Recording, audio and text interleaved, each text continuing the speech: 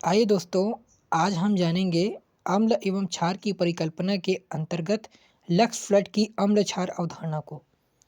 इसके पहले हमने आर्रीनियस की धारणा को देखा, उसके बाद ब्रोंस्टेड लॉरी की सिद्धांत को देखा। इन दोनों का जो वीडियो है वो इसी चैनल पर उपलब्ध है और इसी प्लेलिस्ट पर है।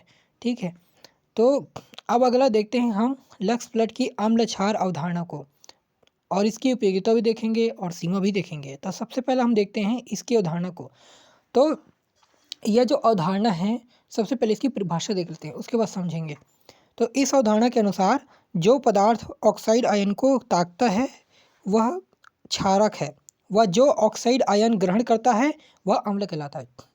यानी यहाँ पर क्या हो रहा है, यह जो धारणा है वो ऐसे पदार्थ पर आधारित है जो ऑक्साइड युक्त हो, यानी ऑक्सीजन युक्त पदार्थ ही इस धारणा पर सही बैठेगा। यानी ये जो धारणा है लक्स फ्लड की अवधारणा, वो ऑक्सीजन युक्त पदार्थ पर ही आधारित है, अन्य पदार्थ पर यह लागू नहीं हो पाएगा क्योंकि यह ऑक्सीजन के आदान प्रदान पर आधारित है।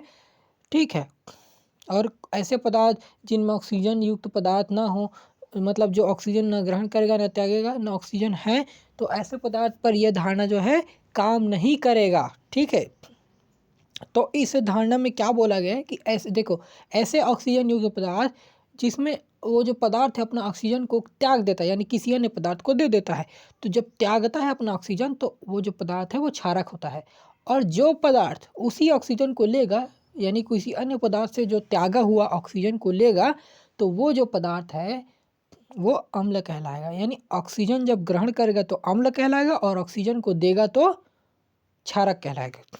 जैसे उदाहरण के लिए कैल्शियम ऑक्साइड है, कैल्शियम ऑक्साइड और प्लस कार्बन डाइऑक्साइड, तो बनाता क्या है, कैल्शियम कार्बोनेट बनाता है, कैल्शियम कार्बोनेट बनाता है।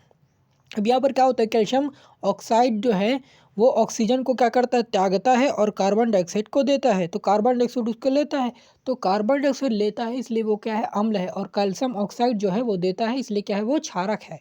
ठीक है, इसी तरह से हम कैल्शियम ऑक्साइड और सिलिकॉन डाइऑक्साइड में भी देख सकते हैं। सिलिकॉन डाइऑक्साइड भी कार्बन डाइऑक्साइड की तरह ऑक्सीजन को लेगा, इसलिए वो क्या है, आपका अम्ल है। और कैल्शियम ऑक्साइड क्या है, क्षारक ही रहेगा क्योंकि वो ऑक्सीजन को देता है, लेता नहीं है। कैल्शियम ऑक्साइड की प्रॉपर्टी ये है कि वो ऑक्सीजन को देता है लेकिन लेता नहीं है। ठीक है, अब देखते हैं इस अवधारणा की उपयोगिता। ठीक है, हमने समझ लिया परिभाषा को। परिभाषा में ये स्पष्ट है कि ये जो धारणा है वो एक्चुअल में क्या है, ऑक्साइड युक्त पदार्थ पर आधारित है। किस पर आधारित है, ऑक्साइड युक्त पदार्थ पर आधारित है। यानी कि अगर ऑक्सीजन उस पदार्थ पे नहीं है तो वह जो धारणा है वो काम नहीं करेगा। ठीक है, जैसे कि आर्रीनियस की धारणा में हमने देखा कि उसकी जो धारणा है वो क्या है, हाइड्रोजन पर आधारित है। हाइड्रोजन, जैसे कि कोई पदार्थ हाइड्रोजन आयन को जन्म में देता है, देखो वो जो धारणा था वो एक्चुअल में जल पर आधारित था। क्या, जल पर, यानी उसका जो बेस था वो क्या था, जल था, कि कोई पदार्थ अगर जल में हाइड्रोजन प्लस देता है तो अम्ल है और OH माइनस देता है तो वो क्षारक है। यानी मूल रूप से वो जो है जल पर आधारित था आर्रीनियस की धारणा। तो इसी तरह से लक्स फ्लड की जो धारणा है वो ऑक्सीजन युक्त पदार्थ पर आधारित है। ठीक है, ऑक्सीजन युक्त पदार्थ पर आधारित है। तो अवधारणा की उपयोगिता देखते हैं। यह जो धारणा है वो विलायक रहित अभिक्रियाओं में भी उपयोगी है। देखो, ऑक्सीजन युक्त पदार्थ है और इसमें क्या होता है, ऑक्सीजन का ट्रांसफ़र हो जाता है, तो ये ऐसे से मतलब क्रियाएं होती है इसमें कि इसमें विलायक की ज़रूरत नहीं होती है। मतलब लक्स फ्लड की जो अवधारणा पर आधारित जो क्रियाएं होती है उसमें जो विलायक है उसकी ज़रूरी नहीं है, विलायक की उपस्थिति ज़रूरी नहीं है। उच्च ताप पर होने वाली अभिक्रियाओं को ये स्पष्ट करता है। देखो, उच्च ताप पर जो अभिक्रियाएं होती हैं उसको यह क्या करता है, स्पष्ट करता है। तो ये आपकी दो उपयोगिताएं हैं। ठीक है, यह धारणा, अब देखते हो अवधारणा की सीमा। यह जो धारणा होती है वो ऋण आयन स्थानांतरण तक सीमित होता है। यह जो धारणा होती है क्या होता है, ऋण आयन। अब यहाँ पर हम समझेंगे ऋण आयन स्थानांतरण क्या।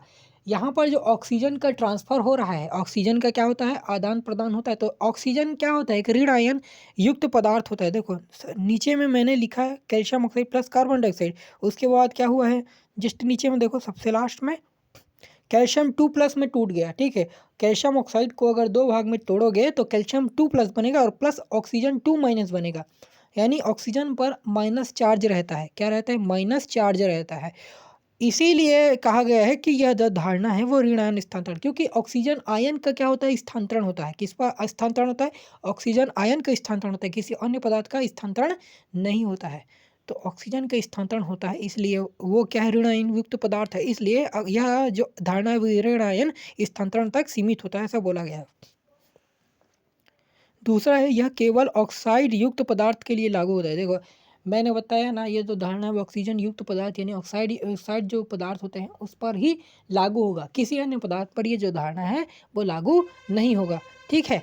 तो इस तरह से हमने एकदम क्लियर से समझा कि जो लक्स फ्लड की धारणा क्या है, उसकी सीमा क्या है, उसकी उपयोगिता क्या है, ठीक है। तो आपका 3 धारणा हुआ, उसके बाद चौथा देखेंगे हम आपका लुईस का धारणा देखेंगे, ठीक है। उसकी अम्ल क्षार की धारणा क्या है उसको देखेंगे, ठीक है।